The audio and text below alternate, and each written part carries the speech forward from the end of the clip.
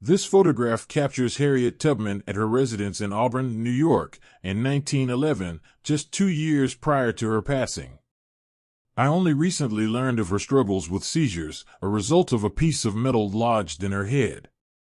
As a teenager, Tubman endured a traumatic incident when a slave owner struck her head with a 2-pound lead weight, originally intended for another fleeing slave. Tubman recalled this attack as breaking my skull, leading to agonizing headaches and seizures that intermittently rendered her unconscious. Remarkably, despite these challenges, she remained dedicated to her work on the Underground Railroad and her service during the Civil War. Her reputation was so renowned that escaped slaves knew to wait patiently for her to regain consciousness if she ever collapsed, which she always did. Additionally, Tubman carried a pistol, which she would wield when runaway slaves hesitated or considered giving up. With the pistol pointed, she presented them with a stark choice: continue their escape with her or face immediate death. Remarkably, she never lost anyone on the Underground Railroad.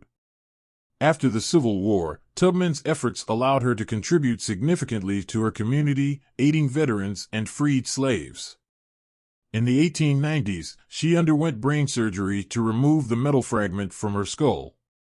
Surprisingly, she opted to forego anesthesia, instead choosing to bite a bullet, emulating the Union soldiers she had seen endure amputations. In her own words, she described the procedure as "the doctors sawed open my skull and raised it up, and now it feels more comfortable."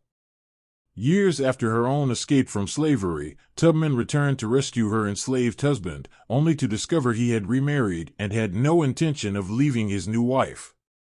Despite her initial frustration, Tubman chose not to create a scene and continued to lead numerous other enslaved individuals to freedom. Her remarkable life came to an end in 1913, surrounded by friends and family.